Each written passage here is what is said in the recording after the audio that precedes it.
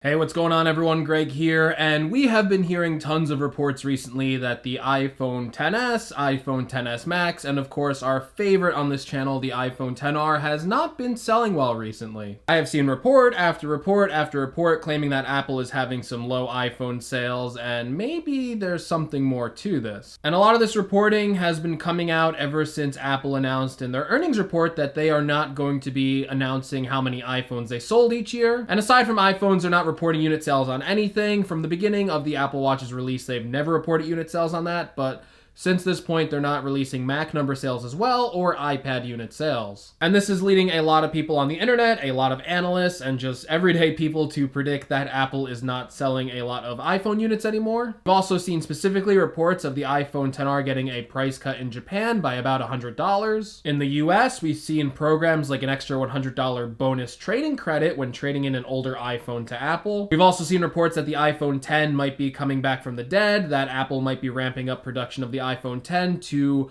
kind of fulfill some OLED orders that it promised to Samsung Display. And most of the speculation I've seen around these iPhone unit sales being poor is that the iPhone XR isn't selling as well as Apple thought it would, but we do have a new report coming out of CNET from Apple's Greg Joswiak that the iPhone XR has been the top selling iPhone ever since it's been released. So obviously, not knowing the unit sales of the iPhone XS or XS Max and the iPhone XR being the highest selling unit is no surprise here, because we kind of predicted that the $750 was an attractive price point, and as I reviewed it and a lot of other reviews have said, the iPhone XR is a really excellent phone. Many people predicted that the lower sales were because the iPhone XR weren't selling as well as Apple thought, and that the iPhone 6, iPhone 7, iPhone 10, or iPhone XS were still outselling the iPhone XR. But according to Apple's Greg Joswiak, that is not the case. The iPhone XR is the top selling phone that Apple has released, so we can kind of go ahead and say that the iPhone XR so far is a success. Again, Apple isn't reporting unit sales, so we'll never know how well the iPhone XR sold against older iPhone models or even against the XS and XS Max. A lot of analysts were reporting that the iPhone X had low unit sales back in the day, and I made a video covering exactly that it wasn't low unit sales, that the iPhone X was actually selling well, and I was proven to be right in that video. So I want to give my personal opinions on these iPhone sales and kind of dispel some common arguments that people have been laying out regarding the iPhone XR, iPhone XS, and iPhone XS Max. So let's get the first thing out of the way. The iPhone XS, the iPhone XR, the XS Max, these aren't bad phones. And that's probably the conclusion that most people reach when they first see these reports, is that the current iPhone lineup is bad, that the current iPhones are bad phones. And in all honesty, I've reviewed the iPhone XS Max on the channel, and I reviewed the iPhone XR, and you guys know my opinions on both of those products, and they're both really, really good phones. And especially the iPhone XR is just an excellent phone. It's the phone I recommend that most people buy. Now, the second common argument is that the iPhones are priced too highly this year. Even the iPhone XR is priced at $750 starting price,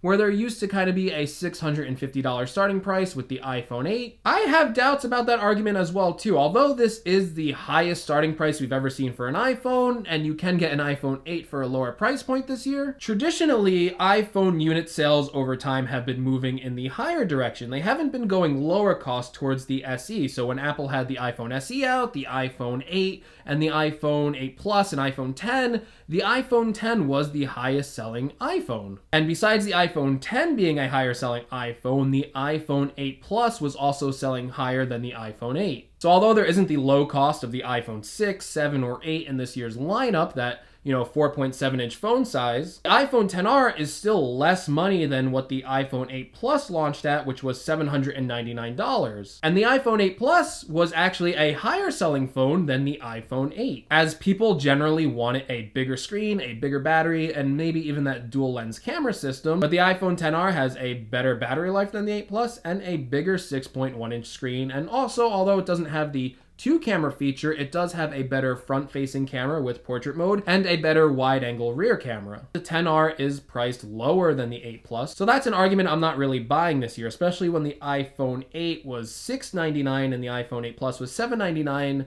To pay an extra $50 to go to the XR from an iPhone 8, or to pay $50 less from an 8 Plus to go to the iPhone XR, I'm not buying the argument that it's price that's holding back these iPhone unit sales. So what's going on here? Why isn't Apple reporting iPhone sales anymore? Why are we seeing all of these reports coming out that Apple is cutting orders on the iPhone XR, on the iPhone XS? They're telling their suppliers not to make as much. And I have two answers for you regarding that. And the first one being is that the iPhone is now a mature product. It is no longer the rapid growing product that Apple once had with the iPhone 4, the iPhone 5, the iPhone 6. The iPhone sales have been slowing down little by little every year. And you might be thinking not enough people are buying iPhones, but that couldn't be further from the truth. There's just so many people who already have iPhones, so many people who already bought them, and Apple has basically sold as many iPhones as it can at its current price point to the people that can afford it. The iPhone is a mature market. It's kind of hard to keep selling new iPhones to people who already have iPhones, and if you watched Apple's last keynote, you'll note that they said that they want you to keep your iPhone longer. Apple recently released iOS 12, which helped a lot of devices in terms of optimization, in particular older devices. I have family members who are still using an iPhone SE, an iPhone 6 Plus, and iOS 12 has made them run really, really smoothly. And it's not uncommon now to have an iPhone for 4 to 5 years before replacing it. It's no longer the days of when you would replace your iPhone every 2 years on a carrier contract. Most people are financing their phones, and some people will upgrade every year, but most people after financing their phones will hold on to it a little longer. And we can see now that the iPhone is matured that Apple is kind of moving in more of a direction of